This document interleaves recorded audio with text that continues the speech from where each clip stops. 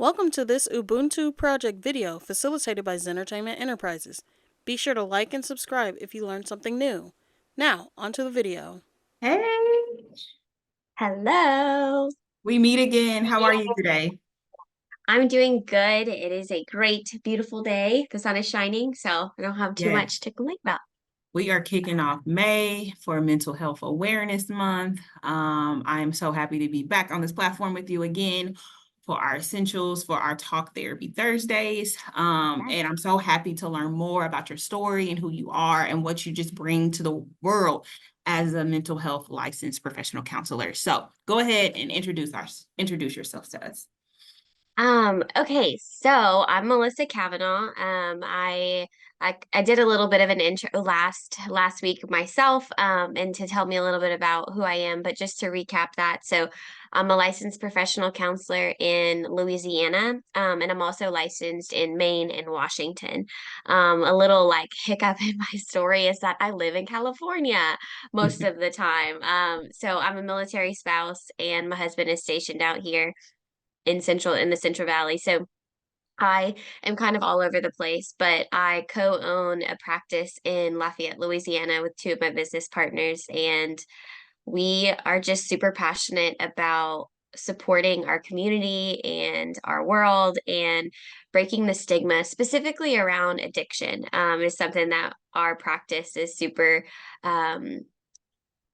dedicated to building that mission and breaking the stigma of like what addiction is and what it's not, that it's not a choice, it's a disease, building awareness around those things. So that's kind of who I am and like where I come from and all the places that I'm spread.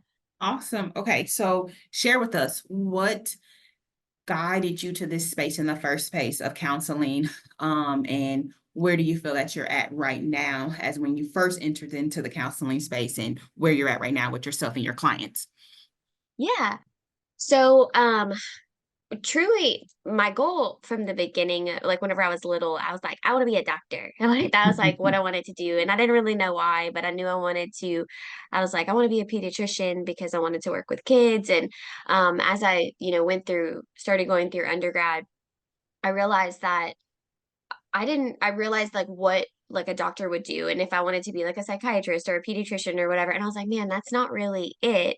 And so I shifted to the counseling profession and going on that path one day whenever I was in a session of my own. I was in therapy and I talked a lot about my story growing up and a lot of the struggles of the ups and the downs of my mom and her addiction. That was kind of why I was in therapy and a lot of the Okay. things that end up happening, abandonment issues, mommy issues, all of those good things that I struggled with. And I was in a session with him and he was like, Melissa, have you ever considered doing what I do, like being a therapist? And I was like, no.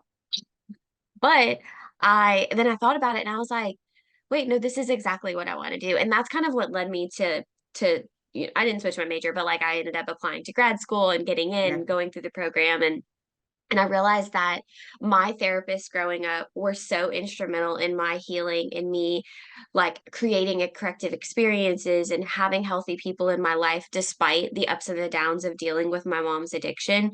And I was like, I'm determined to be that. Like, I want to be that for other people, which kind of led me to where I am today. And one of my passions and focuses being children affected by addiction. Mm. That's a lot of what I work with. I mean, I work with teens and adults too, and I'm love them. And um, but that was my initial like my passion baby, and I forever will be trying to break that stigma and talk about it as much as possible. Yeah, I know that you birthed a book, and I think Yeah. that that's so beautiful. And I love being able to read it, as a person who has lost before and has had family members who have suffered from addiction as well. Can you talk about like where did you get just the nudge to write a book and just to be vulnerable enough to talk about your own personal lived experiences? Yeah, yeah. So I wrote a book called Please Write Back. The Emotional Journey of Loving and Losing a Mother to Addiction. And it's a children's book. And I published it in 2021, I Okay. believe. Yeah, I think that was when it was. So about 3 years ago now. um but like rewind, the thought of it came. I had this little girl that would come into session, and for different reasons, like she only was able to come once a month. And so she kept saying like, but Miss Melissa, I have so much to tell you, like this is not enough time, this hour. And I was like, well, why don't you start writing down little letters of like what you want to tell me, and that way you don't forget. And so she started writing these letters, and they were the sweetest things ever. And at the end of the letters, she would say, "Love so and so," and then please write back. Oh, And so I was like, "That's it." And because I had been thinking about like writing my story down and all of these things, and but I was like, oh my gosh, like that's so special because I actually still have letters from my mom. oh wow. Um, and they were letters that I wrote to her when she was incarcerated. And it was things that like it's one of the things that I knew that she was sober in jail, and I knew that like some of the things that she would write, just like apologizing and wishing that she could be a better mom, and her own struggles, like I still have those. So like when the little girl was like, please write back, and that was her signature. And then I thought about like that was one of the ways that I communicated with my mom in the best possible way. And Right. now that like I'm, turning 30 this year, like I can look back and be like, oh, like there are such parts of her that were so beautiful despite her really, really ugly disease. Yeah. What do you think was the most therapeutic part about writing your story or sharing it with me right now and our viewers? Yeah. Um, I remember, so I'll share this. Like one day, it was whenever I was actually writing it. I was working in a school. I was doing special needs counseling, in one of the surrounding parishes that I lived in Louisiana. And the schools had gotten shut down because there was a hurricane passing through. And I got home early, and I was sitting in my living room by myself, and I knew I had been thinking about writing this book, and I was like, I'm going to do it right now. And so I just sat down and I was like, what do I want to say? And so I did attach, and I'm going to be attaching a free PDF, of the book for anybody that wants to download it. And then if you wanted to purchase a hard copy, it's on Amazon. It's pretty easy to find. Just search my name or search the title. But if you want to read it and going through, like, my idea was that I wanted to highlight the stages of grief, Mhm. and the roller coaster of grief, like even Yeah. because I grieved even before she passed, and Right. that was something that was I really wanted to portray. And so in the beginning, I wrote the book, and I every single letter I signed please write back Okay. was like my end signature of like every single stage. And then after a couple of months of like editing and looking at it, I was like, wait, I wanted I wanted to portray that sometimes and at points of my in this grief process, I didn't want her to write Mm. because I was so angry and I was so hurt and I was so in so much pain of like, why wasn't I good enough daughter? Like, what did I do that was keeping her from getting sober? What did my brothers do? Like, just like that self blame and criticism, and also anger towards her that she just couldn't stop drinking. I realized that I wanted to portray that because so many people, whether they lose a mom or a daughter or a sibling or whatever, like the stages of grief are not linear. Right. And like sometimes we're mad and Absolutely. sometimes we're sad. Yeah. And like, Yeah. and you and I have talked about that at length. And it's like, I wanted to share that. And I also wanted to normalize that for kids, because when they experience a parent going in and out of treatment, or stumbling around at the house or not being Yeah. able to speak, there it's so confusing.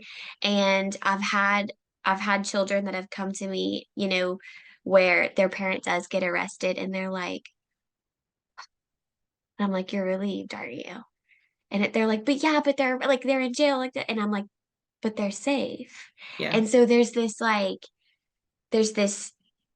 conflicting feeling of like being relieved, but also not. And then even when my mom passed away, I remember telling my grandmother, I was like, I feel like the roller coaster has ended.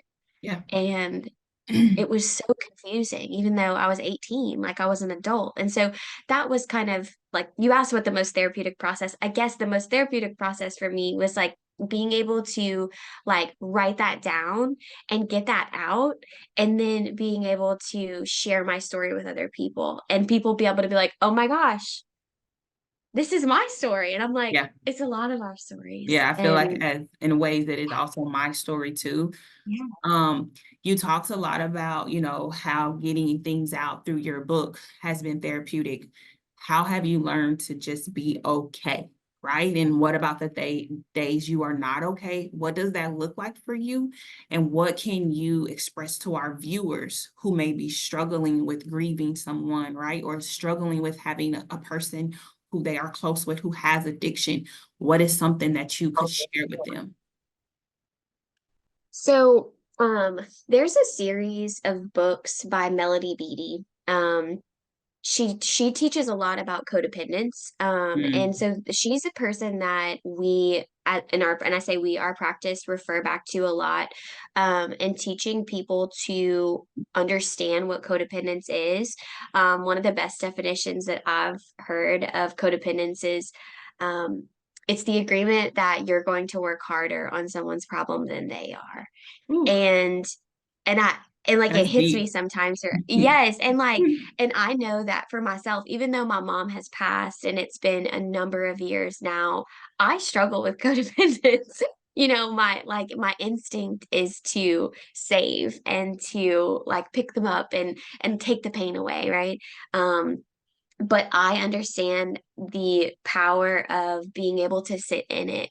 And like full disclosure, like this past week was a doozy for me. My husband left on a deployment or on a detachment because he's getting ready for another deployment. And I was like, I am unwell. Like I just needed to like let it out. And so it's so interesting that you asked me that question right now. Like those days that just hit you and like the grief and the overwhelming like, oh, like I'm exhausted. Yeah. um I think the biggest piece of advice or guidance I could give is just allowing yourself to feel those things. And if that means crying, if that means screaming, if that means going for a workout, if that means like snuggling your cat, like allowing yourself to feel it and then saying, okay, how can I feel better now? Like feel it and then do something Release it. proactive. Yeah.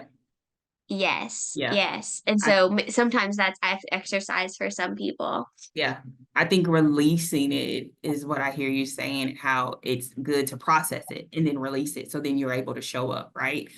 Yeah. And it's at times we don't know how to show up, right? And if you're having a really difficult day, what would you suggest? In that moment you felt, your husband's leaving, right? And you're like, dang, I'm really going through something. I really don't want you to go right now, right? But you know that you need to be dependent and be able to stand on your own 2 feet. And at any age, that shows up for us. Mhm. What would you say to listeners when they need to release it and they may need to be able to talk to someone? How can they ask for help? That is really being clear in their communication, right? Because I think oftentimes when we get in the grip of it, we're not sure on the language we should be using to really tell someone like, I really need you right now. Mhm. What are some statements that you may share with yourself or with others when you really do need help? I think one of the big ways to set that up is first of all being proactive, right? So if Mm, someone's listening to this today and hearing and being like, "Oh my gosh, who's in my corner? Like, who are my people that I can go to, whether it be a therapist, a friend, a parent, a sister, a sibling, whatever." Having like those go-to people and talking about that, like yeah, talking to them and saying, "Hey, I heard this talk today. I was listening to it and they were talking about the importance of like setting that up, whether it be a code word, like, hey, let's go get sushi, you yeah, know, whatever it may be, but finding and identifying those people and like honestly writing it down, Mm, right? Whenever I create safety plans with clients, one of the things to ask are who are your support people? Let's write them down and let's also write down their numbers. Um, wow. and so being able to reach out and say, hey, today's just a day. What can we do? Like, can we get on FaceTime? Can we Mm, meet for coffee? Can we go for a walk? But being proactive in prepping that on the front end, or I guess on the back end, I guess I should say, and prepping for it and saying like, this is my cue that I need a little bit of support. And then also, I was having a conversation with one of my sweet little clients yesterday, and she was like, Melissa, I don't know. Someone asked me like, how can I help? And I don't know what to say. And I'm like, mm. you say, I need you to DoorDash me food. Like, or you say, I need you to come help me fold my laundry and just sit on the floor with me. Hmm. Like, I need you to come hold my sick kid while I just sit in the bath for 20 minutes. Yeah, And you tell them, and they're like, but I feel bad. But I said, well, let that fly out the window because they are offering. absolutely. So I'm going to push our conversation a little bit further. And Yeah. that everybody does not have a list to create of Yes. people who can show up for them. And while those people may have therapists, right? We know that you can't just text your therapist, say, hey, I'm having a bad day, right? So Yeah. in pushing our conversation, what do we say to those individuals who, they don't have the family support system, right? They Mhm. haven't found their community or people that they trust. And I think that It's true. that is a lot of people, right? Yeah. And Yeah. it's hard to find confidants that know how to show up for you. So I think in conversations you and I have already had, it's teaching people not to be codependent, right? And how to show up for Mhm. themselves. So if they don't have a person to send that message to say, I'm having a really tough day today, right? And they're managing themselves and maybe they're managing children too. What do we Yeah. say to those individuals? Because I know that they're on the call today. Absolutely, absolutely. And I'm so glad that you brought that up because I think sometimes, especially because I work so much with teens and Mhm. little children too, they kind of have this idea too that they don't have anyone Yeah. either. And so one of the things for like littles, and I know that I loved that with your company Style by Grace, or Style times Grace. And that you had like a little box of Yeah. support of like Yeah. they so I was like it's like a little what our coping box, right? Yeah. And so a lot of times as a therapist I'll work with littles to create a box of comforts. Hmm. And so whether that be, and that can be across the board, right? So if you Right. don't have anyone, let's find some of the things that are comforting. Yeah. Sometimes a big thing that I like to recommend is like getting in touch with your five senses. Mm. So I know that one of the things in your box was like, I think like an essential oil of some Yeah. sort that had a good smell. Yeah. So like, so getting something that you can smell that can be Yeah. grounding, right? Something Yes. that you can feel, something that you can taste, something that you can hear, something that you can see. And so creating something that you can go to, you're like, okay, this is my comfort box when I need it. And it being special for that. Yep. And so it having a special place maybe in your home or in your car or something like that. Um, and also the idea behind that too is when you go to open some sort of comfort box or whatever we want to call it, you've created it. Yeah. So there's a It's sense of yours. empowerment there, Yeah. right? Yeah. And autonomy and Absolutely. independence. And Yeah. so it may also be like a picture of like, a place that you visited that brought you a lot of peace. One of the skills that we use or that I use in some EMDR work that I do, which is an eye movement desensitization. I'm big on not like throwing out acronyms and expecting people to know them. But is like finding your safe space and your calming space. And so Yeah. part of the meditation is going to a place that brings you complete bliss Yeah. in your mind. So that may have been like a place that you've visited or a place that you've want to visit or pictures that you've seen, but having that as a proactive skill, as a grounding space. Absolutely. So I think that as like a physical sense of looking at, and then the other option is like finding free resources, kind of like this, Mm-hmm. of like this talk therapy series that With Entertainment is putting on with the Ubuntu Project. Also, there are like, I mean, Facebook can be in some Yeah, ways, but it can also be really great in connection, right? And yeah, in trying to absolutely. connect and finding support in support groups, or just like not feeling quite so alone. Yeah, Because a I lot of think. people, we have to get past that cognitive distortion that we are alone, you Yeah, know? I absolutely agree. I mean, I think I definitely can agree with you. I created the healing box because I did feel as if nobody understands what it feels like to lose a child, let alone a twin child, right? And how do I show up every day and be a mom to her and I'm grieving? Oh, and then be a wife. Oh, and then go to work too. Yeah. But stopped making like everything a reason on why I could not heal, right?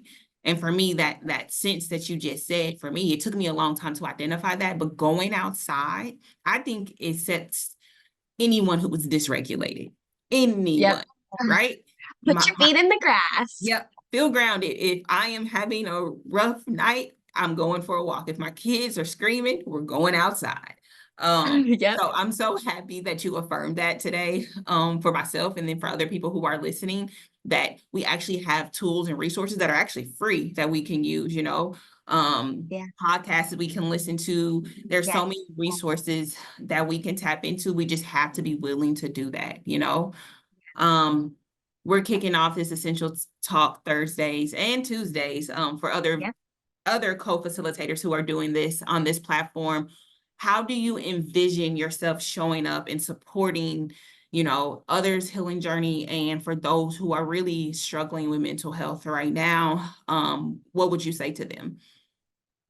Um, Well, I think a big part of why I wanted to be a part of this and support this mission is just to get that knowledge out there that there is support and there are people that are down to earth and also willing to help and available, right? Telehealth is an option. Um, there's a lot of resources out there to support people that feel alone, and I never want someone to feel like they have no one. Yeah. And so even just like watching this today, that's my hope, is that it can breed the space of, wait, there's a light that I'm gonna start following. And so whether it be like reaching out to me, like reach out to my email or whatever, my social media, you know, if I can't, I mean, I'm not licensed in every state, but I am connected. And so being able even to ask these questions, reaching out to you and saying like, where's the education here? Like, what can we do? And how can we support our fellow people? That's my hope. And that's what I hope people can gather from today. How would you push people to identify the right therapist for them? And I bring that up because, when you are in community with people, there's a lot of stigmas around finding the right therapist. Oh, I didn't like them, or this didn't work for me. What would you say to those individuals who may be having a hard time navigating the right person for them? Something that so there's a really great resource, Psychology Today, that a lot of therapists are on. It's psychologytoday.com, and you can kind of you can like click tabs to differentiate what you need. So, whether it's telehealth or in person, if they accept insurance, if they specialize in certain fields like LGBTQ or um certain minority groups, or whatever it is that you're Mm. looking for, so that can kind of help differentiate. But the biggest thing that I can say is like ask for a consult call, like Mm. ask for a most therapists will do it, and they will talk to you, and if they're not willing, then they might not You be the don't right have to person waste for your you. time Okay. being with a consult call. Yes. That's awesome Yes. advice. Yeah. Yeah, most of them on Psychology Today too will say, I offer 15-minute free consults. Just ask for it and just say, look, like this is a relationship that I'm Yeah. entering into. And also like an exchange, right? Whether because it is, oftentimes paid for out of pocket or insurance is covering it. So Right. you have the right to advocate for yourself. And if the therapist is not the right fit for you, it's okay. Yep. I tell Yep. that to people all the time, like, I'm not gonna be your bread and butter, and that's Right. okay. But I will help you find yours. Like, and it doesn't offend me. In fact, it's like an honor for me to get you to the person that you're supposed to be with. So, like, advocate for yourself. You can and Absolutely. you should, and we love it, or at least I do. Well, thank you so much, Melissa, for sharing your insight, sharing your experiences, dropping knowledge during our time together. I encourage all of our viewers to really hone into this free resources of Talk Therapy Tuesdays and Thursdays. I encourage you to join our sessions where Melissa will be leading more of them, and so will I. It's really been an honor to share space with you today. Thank you for being so vulnerable and sharing your story about yourself, your book, and your mom. Thank For, you. of course, of course. Okay, guys, we wish you peace and happiness this whole month, right? The rest of this year, actually. Yes, yes. Thank y'all for being here, and thank you, Thank you so Danielle, much. for sharing this space with me. Thank you. Please be sure to like and subscribe and hit the notification bell to know when we upload a new video.